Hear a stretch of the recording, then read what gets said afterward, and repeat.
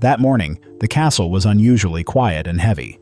As the audit team gathered in the drawing room, Princess Anne received a secret tip from the Queen's former legal secretary.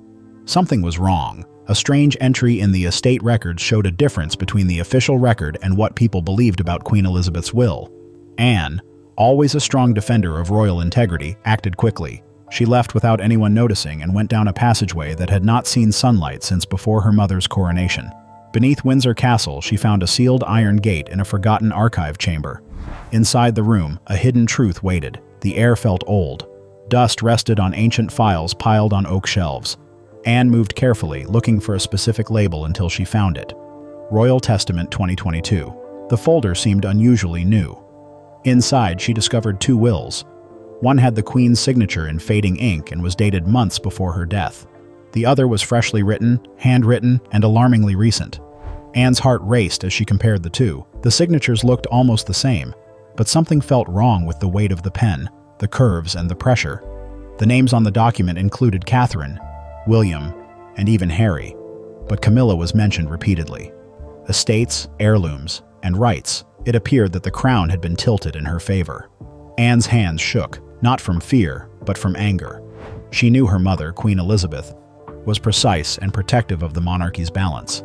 This new will did not reflect her voice. Anne straightened up and narrowed her eyes. She needed to warn Charles and William and keep this deceit secret. But just as she turned to leave the vault, she heard soft shuffling behind her. In the dim corridor stood a silhouette, and when the light revealed her face, Anne's worst fear came true. Camilla was there, holding a pen. A tense standoff in the shadows. Before Anne could raise the alarm, she made a shocking discovery. Camilla was already in the room, holding a pen. 2 strong women faced off over one will. The silence was tense. Anne held Camilla's gaze, and the atmosphere felt charged. Camilla acted composed, letting out a slight gasp and pretending to be surprised. She showed no shame or guilt. Instead, she tried to act diplomatically. "I was making sure everything was ready before the auditors came," she said, smiling as if rehearsed. "You know how easily things can be misunderstood." But Anne wasn't in the mood for games. Her voice, filled with controlled anger, cut through the air. "Misunderstood? You're holding a fountain pen over my mother's will. That's not a misunderstanding. That's tampering."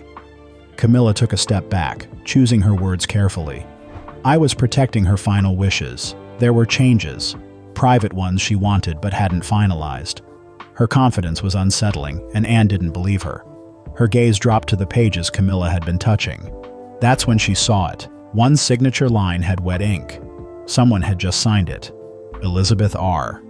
But it looked too perfect and too recent. Anne's heart raced. This was no longer just a suspicion. Something wrong happened to the Queen's legacy, and the person responsible stood right before her. Then, a royal security officer appeared at the entrance, likely alerted by their movement. Anne turned, expecting him to act, but Camilla raised her hand. "It's fine," she said gently. "We're okay here." The officer hesitated, nodded, and walked away. Anne's blood ran cold. When did security start listening to Camilla over her? Why did Camilla seem so sure she could handle this? The air felt heavy with unasked questions. Anne stepped closer and said, "I'm calling Charles. He needs to know what's going on before this goes further." For the first time, Camilla looked panicked.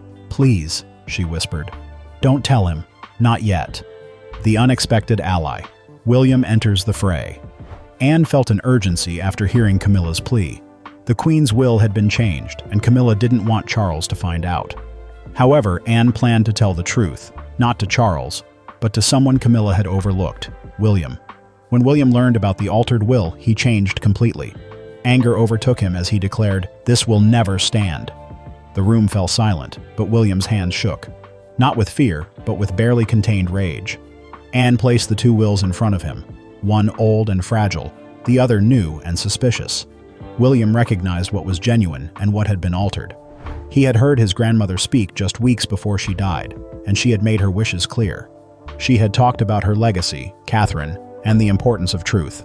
She never mentioned changing anything in her will or favoring someone with conditional loyalty. William traced the signing of the second document, feeling insulted. The signature was forged, lacking his grandmother's touch. Camilla's name appeared repeatedly, changing land grants, royal items, and privileges to benefit her. William didn't hold back. He turned to Anne, his voice low and angry.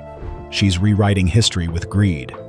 Then he raised his voice, ensuring everyone heard. "This will never stand." Camilla walked in as they spoke, her entrance carefully timed. She feigned concern. "You're overreacting," she said sharply. "It's a misunderstanding." But her words only fueled his anger. William shot back. "You think this is hysteria? You forged my grandmother's wishes. You've crossed a line." Anne intervened, trying to keep things calm. "We need to stay composed," she urged. "Not here, not yet." But William had already lost his patience. His anger was about more than the will. It was about all the schemes and favoritism that undermined the Queen's legacy. "If you think this can be hidden, you're mistaken," he told Camilla. "This is fraud. It needs to go to Scotland Yard." Anne paused. Involving the police would create a scandal that could damage the monarchy's reputation. It might break public trust, she said softly. "Let's speak to Charles first. He should know before this becomes a legal battle." William walked out without answering, his fury echoing in his footsteps. The palace hallways provided no answers. When they finally found King Charles, he was in an unexpected place and wasn't alone.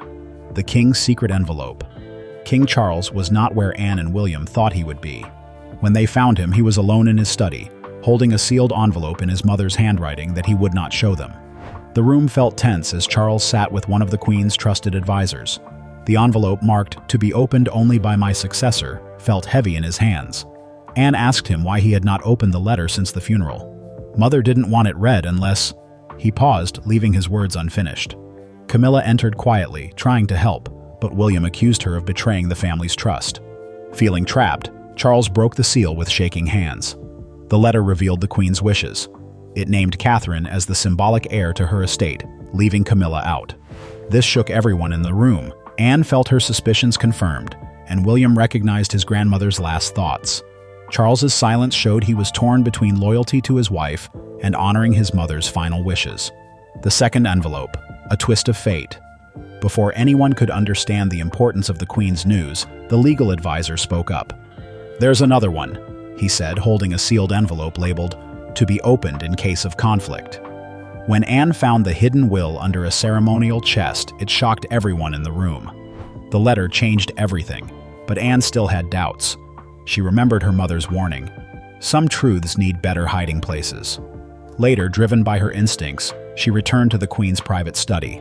She opened the wooden chest under the Queen's portrait and discovered the genuine will, unsigned weeks before her death. This will name Catherine as the only heir to Elizabeth's personal jewels and limit Camilla's role to Queen Consort without any power. Anne took the document to the Royal Council, and handwriting experts confirmed it was genuine. The true purpose of the forgery angered everyone, exposing Camilla's attempt to change Elizabeth's legacy for her benefit. Camilla quietly withdrew as the shocking news spread through the palace, hinting at a scandal that would shake Buckingham Palace. Camilla's desperate gambit. Queen Elizabeth II's will was finally acknowledged, but damage had already been done after Camilla shared her altered version with the press out of panic. Major tabloids published what they said was the Queen's genuine last will, but it was the changed document that Anne had seen Camilla with. This caused outrage nationwide as the palace's press office was caught off guard. No statement had been approved, leading to chaos. Social media quickly filled with comparisons between the real and fake wills. Experts pointed out clear mistakes in Camilla's version, which angered the public. Editorials called it treasonous, and protesters demanded transparency. It was dubbed the most scandalous act of royal forgery in modern history. King Charles confronted Camilla, looking shaken as he admitted that his suspicions had grown over the months. Meanwhile, Catherine made her first public appearance since the leak, wearing a brooch from the late Queen's collection. This signified a silent criticism of Camilla and a claim of legitimacy. The fallout was severe. Camilla's image as a misunderstood figure disappeared, replaced by that of a scandal creator. Just as public opinion turned against her, a hidden recording surfaced that could either help her or ruin her completely. The Queen's haunting voice from beyond. One late at night, Princess Anne listens to a secret recording from Queen Elizabeth that is stored in the castle archives. What the Queen says will change the monarchy forever. The recording was never meant to be found. Deep in Windsor's private archive, among journals and letters, is a box marked with the Queen's sign. This box was not part of the public records checked during estate matters. It was personal. Inside is an old, fragile cassette labeled in her handwriting, "Private, to be opened if questions arise." There is no date or context, just a warning. Anne sat alone in the quiet hours, feeling uneasy. She pressed play, and her mother's voice filled the room, clear and intimate. "I've watched it unfold quietly," the Queen began. She talked about the changing dynamics within the palace and shared her concern about Camilla's growing influence. Not out of bitterness, but worry. "I accept Charles's choice, but cannot let feelings overshadow rules." After a pause, the Queen said, "I promised Diana before the world knew her suffering that the future of this crown would rest with a woman of duty and grace. That woman is Catherine." The air grew heavy as the Queen continued, her voice firm. "If confusion arises after my passing and a will appears that favors others unfairly, know this: it is not my voice or legacy. Those who try to change my will do not serve the monarchy. They serve themselves. Do not let them win." Anne froze, realizing the Queen was not just raising doubt, but uncovering a motive. The tape confirmed everything she feared: a forged will, edits, and ambition disguised as loyalty. The tape ended with a deep, deliberate breath. There was no need for a signature. The voice was unmistakably Elizabeth's. It was more than proof for Anne. It was her mother's final call to protect the truth. The ultimatum: father versus son. Anne realizes this is more than evidence. It's the Queen's last request. In a private room, William faces his father, Charles, holding a recording of Queen Elizabeth's voice. In the recording, she warns about Camilla, promises Diana, and states that Catherine should continue the monarchy. The door closes behind them, leaving them alone. Just a son confronting his father. As the recording plays, Charles sits still, feeling grief and guilt. He understands he ignored his mother's important messages. When the recording ends, everything is clear. Anne enters quietly, her presence heavy with meaning. Finally, she says, "The monarchy doesn't need to be perfect, but it cannot survive betrayal." William gives his ultimatum: "If you don't take action, I will release the recording and the original will. The world deserves to know." Charles realizes he must surrender and slowly nods. By morning, Buckingham Palace announces that Queen Elizabeth's final will guide the crown. Camilla keeps her ceremonial title but loses her formal power in the monarchy. Public reaction is mixed. Royal supporters feel order is restored, while critics see much-needed accountability. Within the family, there is silence. Even as it seems justice is done, the Queen's last wishes remain unfulfilled until the final box is opened. The final keepsake, a legacy sealed. As the dust settled, an unmarked box arrived at Buckingham Palace from Balmoral. It contained the Queen's most personal keepsake and a message for Anne. Wrapped in plain cloth, it had familiar handwriting: Elizabeth's. Addressed only to Anne, the box was kept safe until all the Queen's estate matters were resolved. With Camilla now out of influence, the moment to open it had come. Anne opened the box with shaking hands to find a diary entry dated August 31st, 1997, the day Diana died. Elizabeth shared her grief and mentioned a failure, not with words, but with things left unsaid. Below the diary was a sealed letter for Anne, thanking her for her loyalty and protection of the crown. Anne found a locket at the bottom of the box with miniatures of Diana and Elizabeth. This symbolized their connected legacies.